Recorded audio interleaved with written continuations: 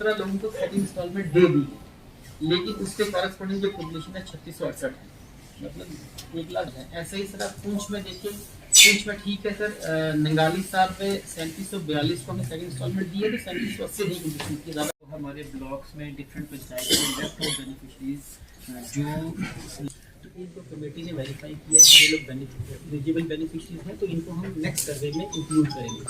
लेकिन सर इसके साथ साथ अब जो हमें सर्वे करना है वो इस लिस्ट के बेसिस पर ही करना है। अब जो सर्वे हमें कहते हैं उसके लिए वो सर इंस्ट्रक्शन आ गई है, हमें शुरू करना है हमें, लेकिन उसमें एक टेक्निकल इशू आ रहा है कि पंचायत की मैपिंग का।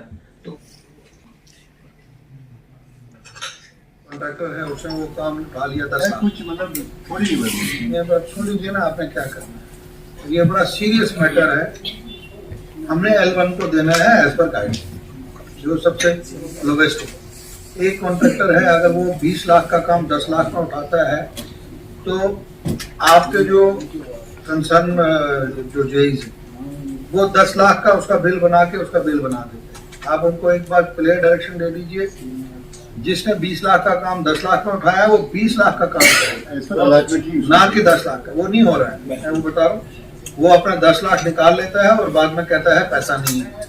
हमें उसका कोई ठेका नहीं है अगर उसने, क्योंकि और उसमें मुझे आप with in A days 5-6 cases, आप हर ब्लॉक के 2-2 केसेस उठाइए और उन कॉन्ट्रैक्टर्स को ब्लैकलिस्ट करिए, उनको काम उनके बंद करिए, क्योंकि एक बड़ा गंदा सिस्टम चल पड़ा है। उसी की वजह से जो है वो डेवलपमेंट नहीं होती, और उसी की वजह से आपकी परफॉर्मेंस खराब हो रही है, क्योंकि आप इनिशिएट करते हैं। मैं तो हैरान हूँ, 64 बिलो कोई काम कैसे कर सकता है? तो कर ही नहीं सकता है 64। कोई एक काम मैंने देखा 70 बिलो।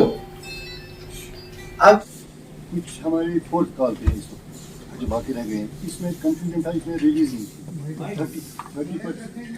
30% में ही रिलीज था पहले। तो लोग आते थे मेरे पास कि हमें पैसा नहीं मिलेगा, हम काम करेंगे तो हम फंस जाएंगे। तो मैं थोड़ा मतलब कितने आ गए मेरे पास, एक वो इशू है, अदरवाइज हमारा 100% होता है। फिर भी हमारी जो ओवरऑल है वो तो 82% के पास पहुँच गई है हम अलाटमेंट। कुछ में 100% है, कुछ में 80%। इसमें एक चीज़ आपने एजेंट साहब ये, क्योंकि आप अच्छा काम कर रहे हैं, ग्राउंड पे पहुंचाते देखते हैं, वो उसके लिए आपको मुबारक। बेनिफिशरी पैसा कहीं यूटिलाइज करने जैसे लोरल में 900 इस साल जो हमने पेमेंट किया 928 लोगों को सर हमने 3.22 लाख रुपया दिया है। मंडी में इस साल सर 2466 लोगों को डिफरेंट इंस्टॉलमेंट्स के जरिए सर ये इंस्टॉलमेंट नहीं, और अगर वो लिस्ट हो जाए और वो PDF हो जाए, अगर आ जाए बन के, हाँ वो तो वो उसमें हम वहाँ पे ही कर सकते हैं। इसमें अगर इसके इसी के देखने से आपसे देखिए, आज एक रिव्यू मीटिंग पुंछ डाक बंगलो में जो है हुई है। मैं ACD साहब का शुक्रगुजार हूं कि जिन्होंने बड़े अच्छे माहौल में ये मीटिंग की। हमारे नए ऑफिसर हज़रात जो पुंछ में आए हैं, खलील भांडे साहब, और 2 हमारे BDO जो नए आए हैं, उनको भी मुबारकबाद दी। ओवरऑल डिपार्टमेंट जो है वो कोशिश कर रहे हैं, वो जो तब्दीली ला रहे हैं। मेरा आज की मीटिंग में सिर्फ इतना कहना था कि 8 सितंबर को जो रिज़ल्ट इस रियासत में आया इलेक्शन का, जम्मू कश्मीर की आवाम ने एक बहुत बड़ा मैंडेट जो है वो अपने नुमाइंदों को दिया, और हवेली कॉन्स्टिट्यूंसी में एक रिकॉर्डेड हाईएस्ट जो वोट लिए और उसके बाद इतनी बड़ी लीड ली। तो मेरे ऊपर जिम्मेदारियां बहुत ज़्यादा बढ़ गई। सेक्रेटरीट के अंदर भी डार साहब के साथ, हमारे कमिश्नर सेक्रेटरी साहब एजाज़ असद साहब के साथ कंटिन्यूसली हमारी मीटिंग्स हो रही हैं।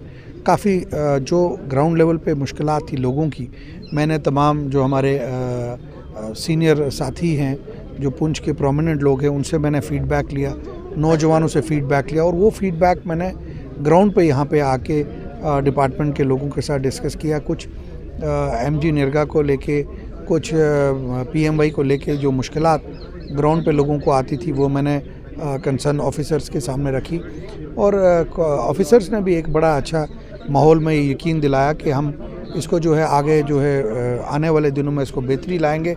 एग्रीकल्चर डिपार्टमेंट के जो डिपार्टमेंट के लोग हैं, उन्होंने अपनी परफॉर्मेंस बताई, लेकिन जो मुझे लगा उसमें थोड़ी सी हमें चाहिए कि ब्लॉक लेवल पे अवेयरनेस होनी चाहिए।